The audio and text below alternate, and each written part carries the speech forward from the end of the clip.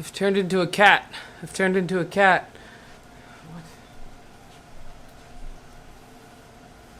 What? Alrighty. Hello, hi. To me, to you, to everyone.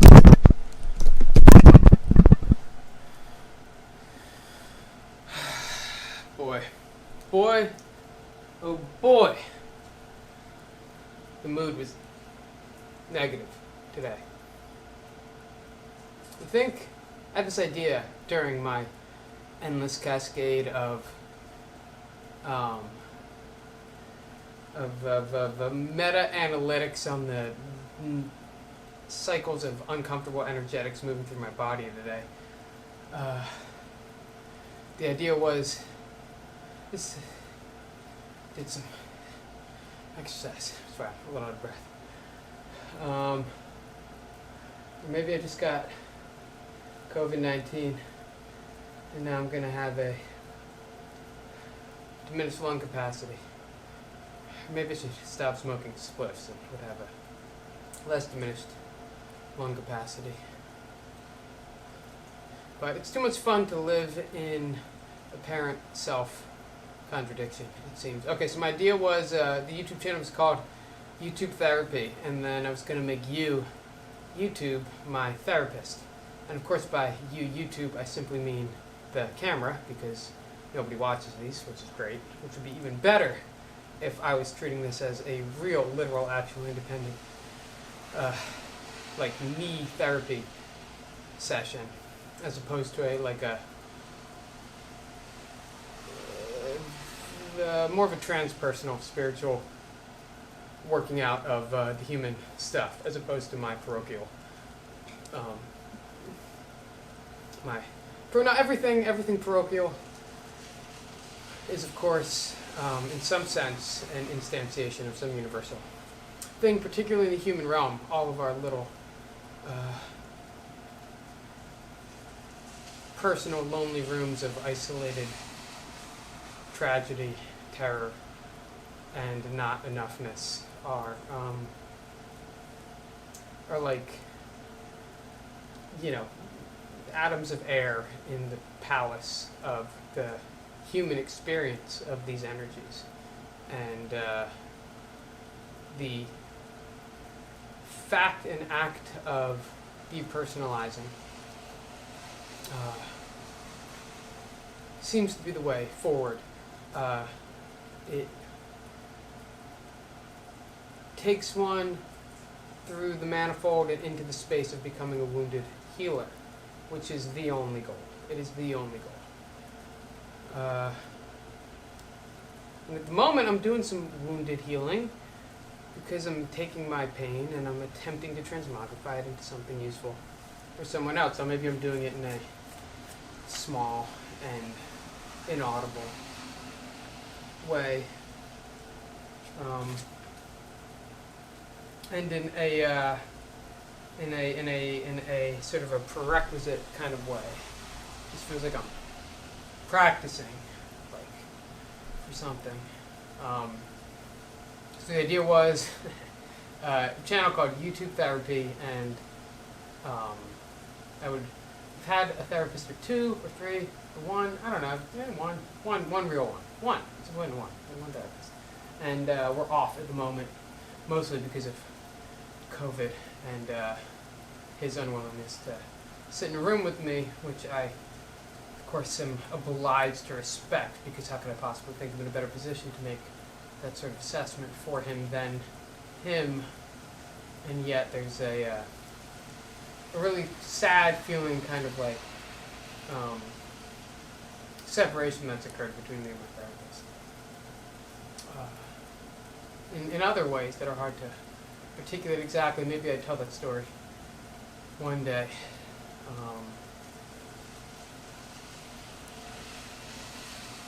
I think I'll see him soon, and I think I'm just going to get to cry my heart out when I do, because there's a lot of tension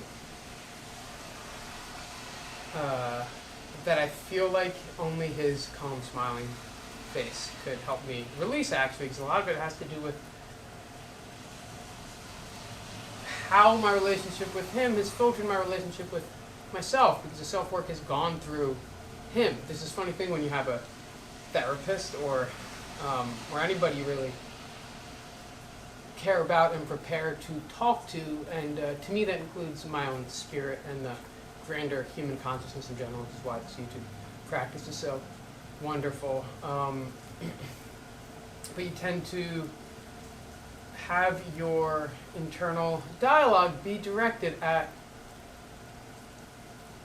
the person in imagination. You're like, especially your therapist, are often, especially when you feel bad, you're trying to like, how will I make into words this bad feeling so that it can be communicated to my therapist and I can receive their empathy and perhaps strategic advice as well. And it's annoying. It's annoying because I've done that. I've had a therapist for so long, and I know the game of imaginary conversations, the old IC, so intimately and so repetitively that I find when I catch myself doing anything even slightly like that, I just want to knock my perceptions, sensations, and conceptions back into my contemporary present reality and out of this dream. But I don't think there's any way out of the dream outside waking up from the dream, which is the same as dying, I think, because sensing the intersubjective basis of this kind of social reality, this primate-based, we're alone in our bodies, and yet the existence of others is felt strongly. Where's it going with that? So I'm going to keep reading Love, The Way to Love, and then I wish I could play the Tallest Man on Earth song, Love Is All. Maybe I'll learn it one day. Anyway, I'm going to play a song called The Genius of Sleepyhood after reading this next essay, which is called Become Like Children. And this is meditation number 17. Okay, truly I say to you. Yeah, feel absolutely.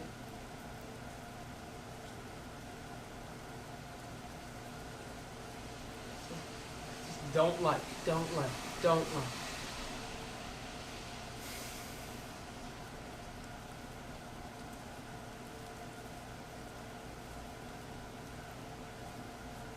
Like, what, am I supposed to sit with this don't liking and just wait weeks and months and years until my relationship with the don't liking, until I stop not liking the not liking, or stop caring that I'm not liking, or orient my attention underneath the not liking? There's so little underneath the not liking. It's scary to me what I sense as what I think people might be talking about when they talk about emptiness. I mean, yeah, it's empty. That's scary to bend. Alright, read. So that was Matthew 18:3. Okay. I gotta do something more interesting while I do this. Okay. Do some stretches, some splits. Ow! Oh, the first quality that strikes one when one looks into the eye of a child is its innocence. Its lovely inability to lie or a mask or pretend to be anything other than what it is. In this, the child is exactly like the rest of capital N. Nature, a dog is a dog, a rose, a star, a star. Everything is quite simply what it is. How am I 10 minutes in already? Only the adult human being is able to be one thing, pretend to be another. Hi. When grown-ups punish a child for telling the truth, for revealing what it thinks and feels, a child learns to dissemble, and its innocence is destroyed. Dissemble, interesting word. Soon it will join the ranks of the numberless people who say helplessly, I do not know who I am, for having hidden the truth about themselves for so long from others, they end up hiding it from themselves. How much of the innocence of childhood do you still retain? Is there anyone today whose presence you can be simply and totally yourself, as nakedly and innocent, open and innocent as a child? There's another, more subtle way in which the innocence of a child is lost. When the child is infected by the desire to become somebody. Contemplate the crowds of people who are striving might and main to become not what nature intended them to be. Musicians, cooks, mechanics, carpenters, gardeners, inventors, but somebody to become successful, famous, powerful, to become something that will bring not quite self-fulfillment, but self-glorification, self-expansion. I just want to hide. I don't want self. I want to zoom it up and die. I'd rather that happen. And there's so much creative talent and emotional intelligence and philosophical insight and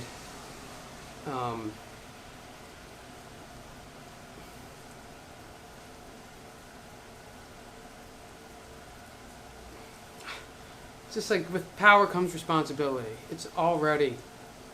I got overwhelmed by the responsibility of a few weeks of living in really high resonance with the good. It was like, whoa! I think my head and body's going to explode. I better go smoke a spliff.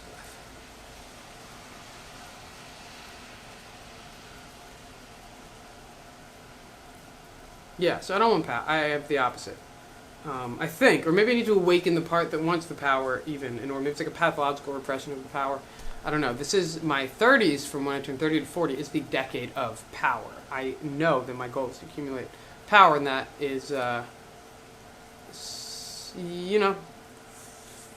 steps backwards, 4 steps forward, 3.90 steps backwards, kind of thing. Anyways, there's another more subtle way in which the innocence of the child's lost. Right. You are looking at people who have lost their innocence because they've chosen not to be themselves, but to promote themselves. To show off, even if it only be in their own eyes. Look at your daily life. Is there a single thought, word, or action untainted by the desire to become somebody? Even if all you seek to become is a spiritual success, or a saint unknown to anyone except yourself, you're a step ahead of me. Calm down, Ben. Sometimes, I don't know why, it's like you almost want to be, you want to have a paradigm shifted by a book. And so you're like reading it, you're like, I was about to explode at how prescient this book was. But yeah, cutting through spiritual materialism is dirty stuff. Really difficult.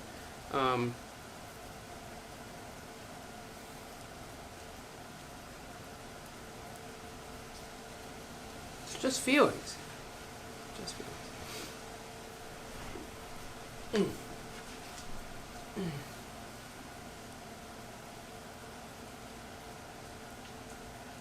The child, like the innocent animal, surrenders to its nature to be and become quite simply what it is. Adults have preserved their innocence, also surrender, like that child, to the impulse of nature or destiny without a thought to become somebody, to impress others.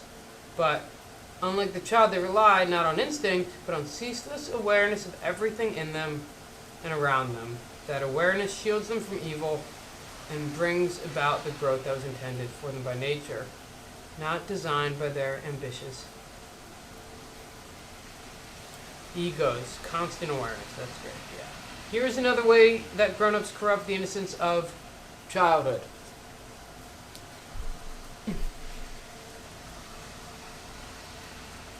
You don't have to watch this. You can leave now.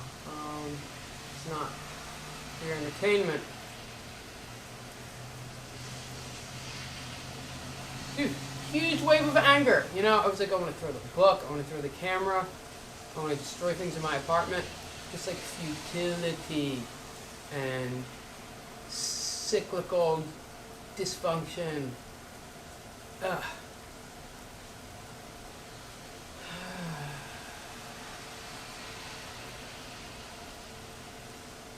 Tough evening. The rain. It's the rain. Something about the rain.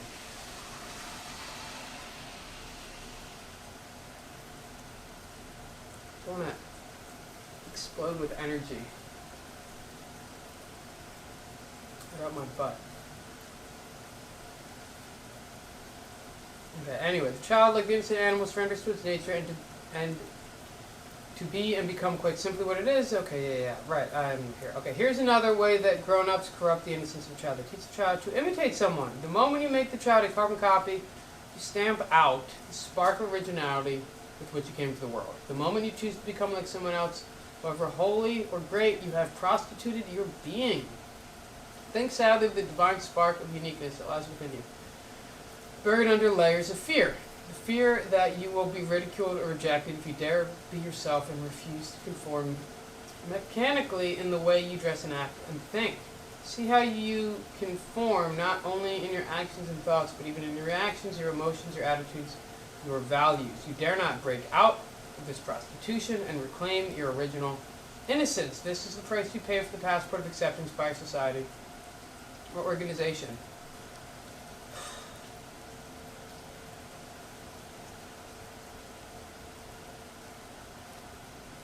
I just want to yell, I'm living a lie, I'm living a lie, I'm living a lie, I'm living a lie, I'm living a lie, I'm living a lie. I'm like, what? What do you do with that? Price to pay. It's also not true. I'm in a moment, and like all moments, it wants to expand itself out and eat the rest of existence into its flavor. So, I'm living perfect truth. I'm living perfect truth. I'm living, like, you know, there are other moments when that would feel like a thing to say. Just be fair. Just to be fair, just to bring some, what is perspective in reference to time? It's really hard, because time and space metaphors are totally collapsed in on each other. You really actually don't have any time language that isn't embedded in the language of space. Are we going to move the meaning before or after, here or there? Before? Maybe not, no. Okay, let's finish this. The reason, okay, here we go. The final subtle way you destroy your innocence is when you compete and compare yourself with others. When you do that, you exchange your simplicity for the ambition of wanting to be as good as someone else or even better. I want to be as useful as someone else or even better. I want to be as much of a light to the world as someone else or even more. I want to recognize that I can contribute potentially a game-changing contribution, and that whatever. I'm not getting into the fucking counterfactual bullshit again.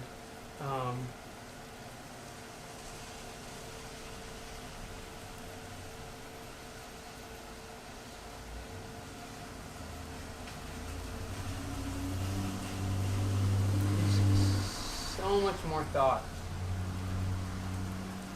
thing can be articulated. It's not thought, it's feelings. Memories, it's recognitions, it's confusion. A lot of confusion. Alright, here we go. The reason why the child is able to preserve its innocence and to live like the rest of creation in the bliss of the kingdom is that it has not been sucked into what we call the world. That region of darkness inhabited by grown-ups whose lives are spent not in living, but in courting applause and admiration. Not in blissfully being themselves, but in neurotically comparing and competing, striving for those empty things called success and fame, even if they can be attained only at the expense of defeating, humiliating, destroying their neighbors. If you allow yourself to feel, really feel the pains of this hell on earth, the utter emptiness it brings, you might experience within your revolt. So, yeah. A disgust so powerful that it will shatter the chains of dependence and deceit that you forge around your soul, and you will break loose into the kingdom of innocence where mystics and children dwell. I'm going to express my rage. That felt good. I'm going to play a song. First, I'm going to tune the guitar.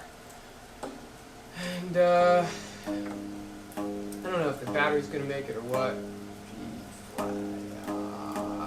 Why do you think we're at G sharp? Should be at F flat. Where are you, guitar? Oh my god. Alright, we'll just tune it where it wants to be. Okay, we got it. So this song, it's really nice to chuck that book as hard as I could. I hope I didn't damage it. You know, I remember one time, like, my cat, Barnaby, you bong ones!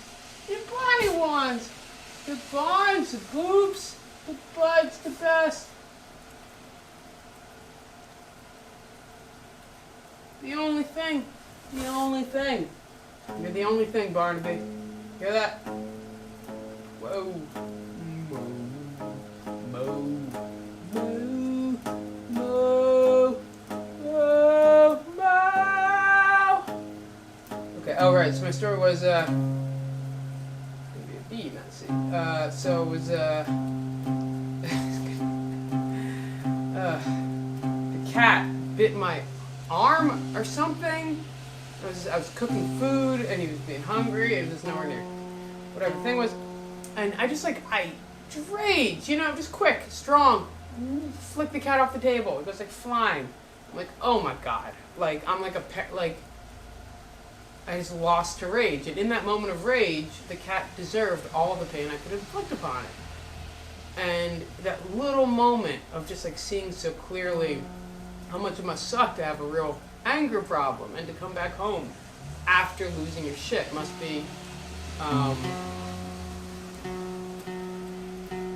so painful. And then to still have in your mind the memory of the moment of the ontology that arrogates to itself reward and punishment to the world, and how powerful and beautiful and alive and kind of in control that feels. No, it is a big.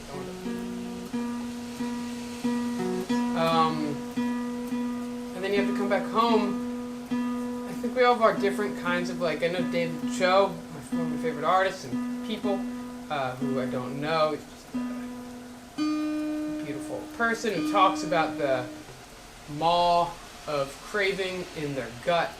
It's okay, that's me. I'm one who craves. I think there are those who rage. There are those who very simple. You know, there are this kind of person or that kind of person, but I think there's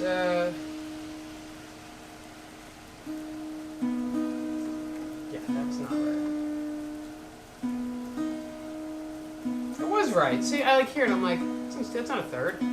Definitely a third. So I'm like, it sounds like a fifth to me. You know. Okay, here we go. We're ready. If you're following along with this, you're an absolute champ, a doll, a friend.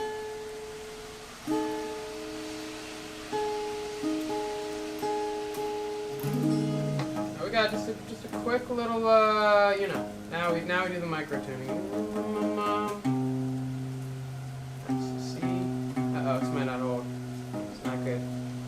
Not good. Yeah, it doesn't want to hold. That should be an E, not an F sharp, see?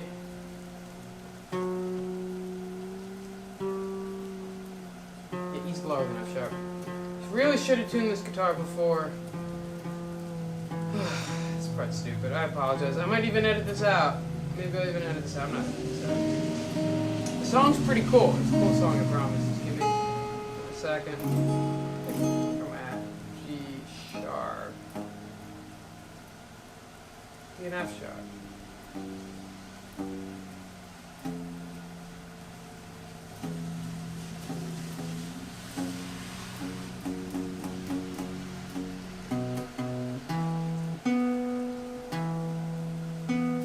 That is an E. That B should be an A.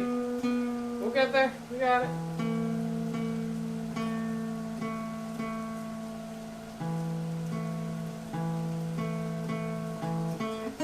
Fucking ear. Oh my god.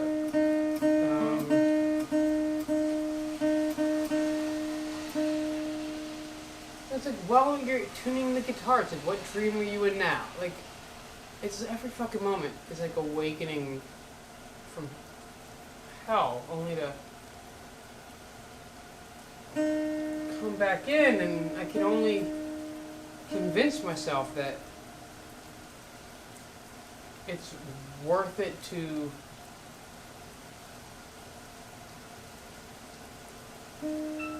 ever wake up. But like promising myself I'll go back to sleep and in the most beautiful, comfortable dream, you can imagine. This is how little I care about these YouTube videos watchability. Oh, they hung up. That's cool. Hey, honey bunny. Cute. Alright, we're gonna play this song.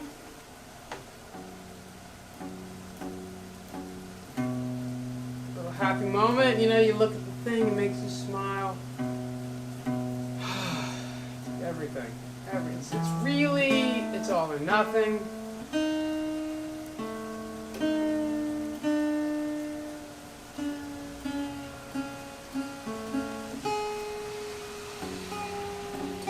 How absurd, how absurd. Okay, final tight tuning, and then we're gonna be good to go.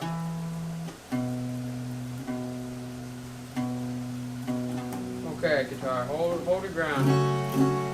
That's pretty out of tune still. I kinda like it. I like one of those kinda nice out of tunes.